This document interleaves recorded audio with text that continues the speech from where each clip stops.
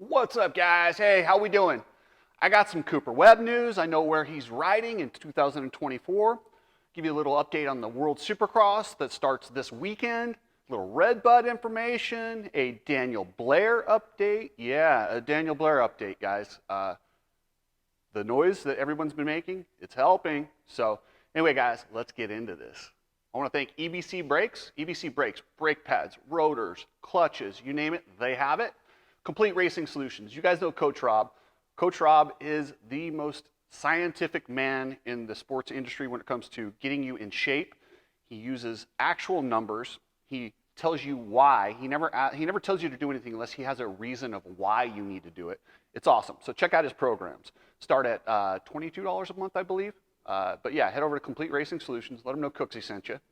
And then Epic Garage Designs. We got our Moto Tracks. These things are awesome. They're going to make your garage or your pit look really good. We've combined with Pinned Industries to get these custom logoed mats. So let us know. We can work something out and get you logoed custom mats for your bike.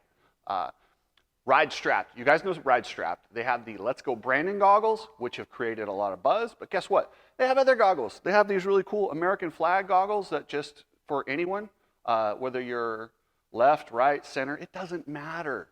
Just because they do a Let's Go Brandon goggle doesn't mean that they can't just promote Americans, and we're all Americans, right? So, yeah, hit up Ride Strapped, and all right, guys, now let's actually get into it. You need people like me so you can point your fucking fingers and say, that's the bad guy.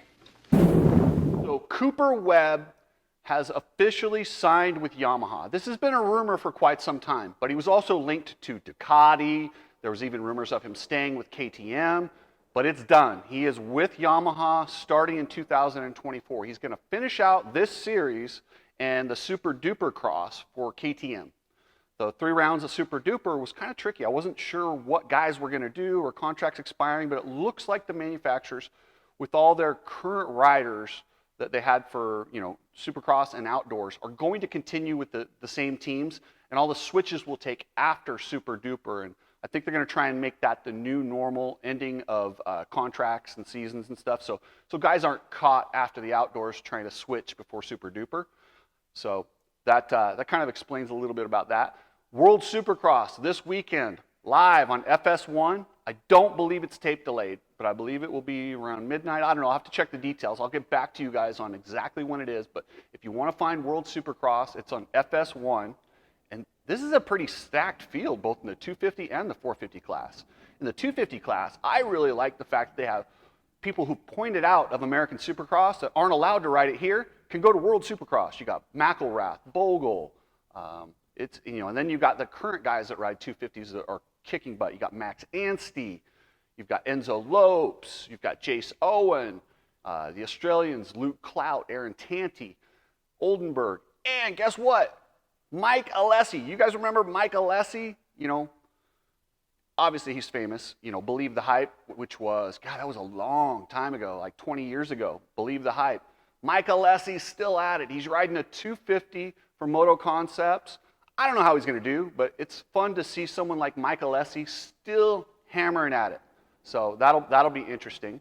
The 450s, dude, we got Ken Roxon, Colt Nichols, Joey Savacci, the Hill brothers, Cole Seeley, and the sleeper in this whole group is Grant Harlan. I'm telling you guys, he's coming into his own. This guy's in shape.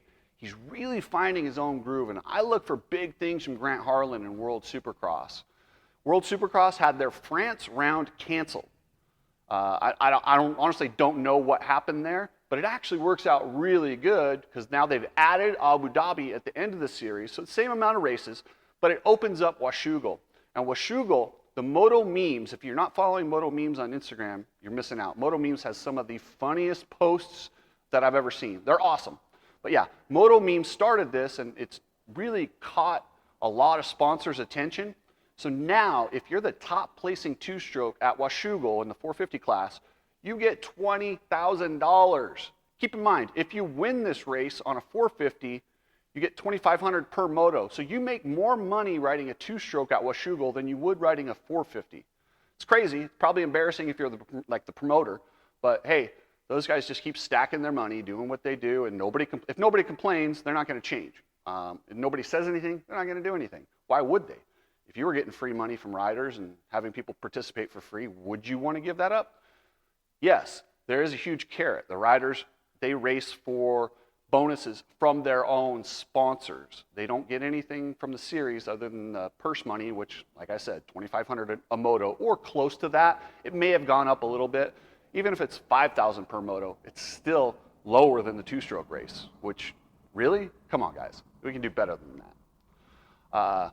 Jordan Smith is out this weekend at Redbud, which is a bummer. He hurt his wrist. He was starting to look pretty good in the outdoors. He's mostly a supercross specialist, but he hurt his wrist. I guess it's only the thumb, which that can be tricky. That could take you out for the whole year.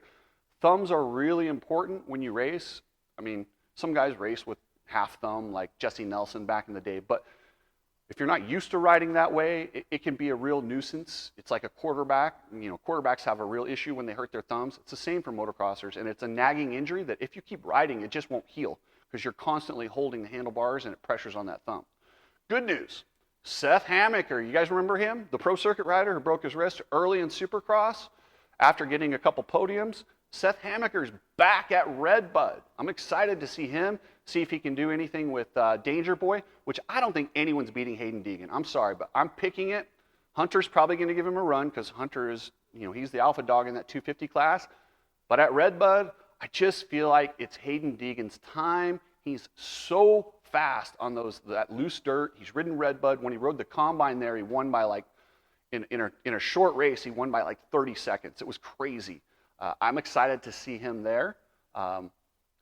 Shout out, Daniel Castelou, longtime mechanic, brother to Charles Castelou, who I believe he's at Stasic now, longtime industry guy, racer, cool family. Daniel's been on the grind, working for people for a long time, busting his ass. He's decided to step away, but I'm sure we'll see Daniel in other forms of this industry. He's one of the good guys. So shout out Daniel Castelou. I know you're stepping away. Your rider did get hurt pretty bad in Justin Cooper. I don't know if we'll see him back.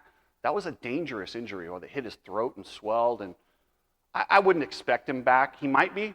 Like I said, I haven't heard, and I checked with some people. I haven't heard yet. No confirmation anyway. I'll let you know later in the week where that's at, but I'm excited to announce that Hamaker's back. He's a good kid, and the thing about Hamaker is he's been out so long. He has had some Epstein-Barr, some mononucleosis type issues, and so outdoors has been a struggle for him. Now, I never want to say an injury is a positive thing, but maybe him sitting out and resting his arm for this long has allowed that to get under control, because sometimes these guys just need a break. The way the series is, it doesn't ever allow these kids to fully recover, but when you get an injury and you're forced to sit out like that, yes, his wrist is probably not up to where it should be, but maybe his endocrine system has kind of recharged itself. Maybe that's where, maybe you can turn a negative into a positive. Time will tell, but I like Seth Hamaker. I think he's an extremely talented kid who hasn't been able to show what he can do yet, but hopefully now's his time. All right, guys, now to the Daniel Blair update. I know you've been waiting for this. This is the juicy, gossipy part of the show. Spoke with someone close to the situation. Sounds like this isn't done. Feld is going to bat for Daniel versus NBC. They want Daniel to stay. They really do. And all of your guys' messages referring to Ricky Carmichael and your disdain for him, and really the facts about how he's not good at his job, that's a surprise to these guys. They didn't know this. They honestly didn't know this. They just see those championships and they think, oh, everyone must love this guy. He must have unconditional love from everybody, which he does not. Daniel Blair, on the other hand, they look at and they go, oh, he was an LCQ guy. They did not know there was that much love for him.